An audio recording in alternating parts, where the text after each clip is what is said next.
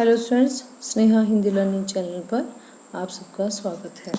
आज हम करेंगे देव के सवैयों के अंतर्गत आए हुए कवित का पार्ट 2। पहले और दूसरे भाग में हम सवैये और कवित कर चुके हैं, तो आइए करते हैं देवजी द्वारा रचित कवित। कवित के जो तीसरा कवित है उसमें कवि देव ने पूर्णिमा की रात में चांद तारों से भरे आकाश की आभा का वर्णन किया है। चांदनी रात की कांति को दर्शाने के लिए देवदूत में फेन जैसे पारदर्शी बिंब का काम किया है, जो उनकी काव्य कुशलता का परिचायक है।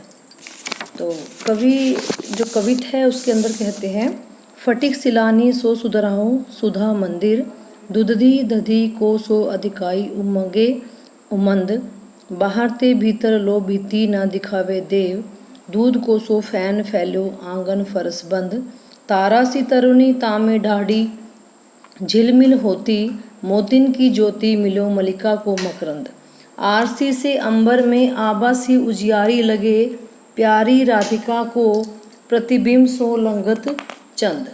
तो आइए सबसे पहले हम कठिन शब्द देखते हैं। फटिक है स्फटिक प्राकृतिक क्रिस्टल नेचुरल क्रिस्टल, सिलानी शिला पर, उदधि समुद्र, उमगे उमड़ना, अमंद जो कम ना हो, भीति दीवार, मलिका भेले की जाति का एक सुंदर फूल सफ़ेद फूल, मकरंद फूलों का रस, आरसी आईना। तो इन पंक्तियों में कवि जी कहते हैं, कवि देव ने कहा है कि फटिक सिलानी सो सुधा रहो सुधा मंदिर, उदधि दधि को सो अधिकाई उमगे अमंद। कवि कहना चाहते हैं कि पूर्णिमा की चांदनी रात में धरती और आकाश के सौंदर्य को दिखा रही है। पूर्णिमा की रात में धरती और आकाश में चांदनी की आभा इस तरह फैली है जैसे स्फटिक प्राकृतिक क्रिस्टल नामक शिला से निकलने वाला दुधिया रोशनी संसार रूपी मंदिर पर ज्योतित हो रही है। बाहर ते भीतर लो भीति न दिखावे देव, दूध को सो फैन फैलो आंगन फरसपत। तो कवि कहते हैं कि जो दुधिया रोशनी है संसार रूपी मंदिर पर वो ज्योतित हो रही है। कवि की नज़र जहाँ तक भी जाती है वहाँ उन्हें चांदनी ही चांदनी दिखाई पड़ती है। उन्हें ऐसा प्रतीत होता है जैसे धरती पर दही का समुद्र हिलोरे ले रहा है। दधी समुद्र में दही का समुद्र हिलोरे ले रहा है।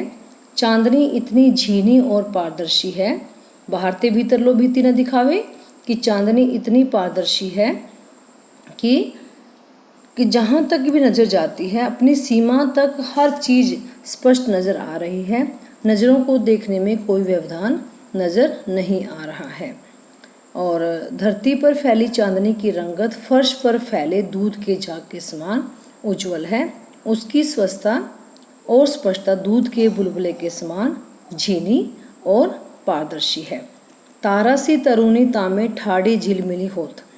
कवि कहते हैं कि इस चांदनी रात में कवि को तारे सुंदर सुसज्जित युवतियों जैसे प्रतीत हो रहे हैं, जिनके आभूषणों मोतिन की ज्योति मिलो मलिक को मकरंद, कि जिनके आभूषणों की आभा मलिका पुष्प के मकरंद से मिली मोती की ज्योति के समान है।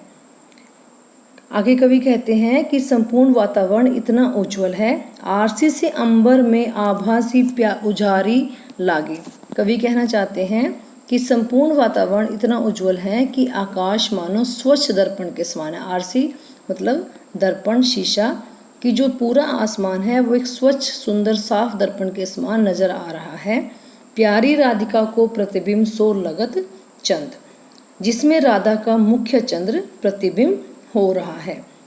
यहाँ कवि ने चंद्रमा की तुलना राधा के सुंदर मुखड़े से की है। अब जब कवि ने चांद की तुलना राधा के सुंदर मुखड़े से की है तो यहाँ पर रूपक अलंकार है। तारा सी में उपमा अलंकार है। तरुणी तामे अनुप्रास अलंकार है। कवि ने बहुत ही सुंदर तरीके से यहाँ पर पूर्णिमा की रात का वर्णन किया है। आशा करती हूँ आपको बहुत अच्छे से समझ आया होगा। मेरे चैनल को लाइक कीजिए, सब्सक्राइब कीजिए। Thanks for watching.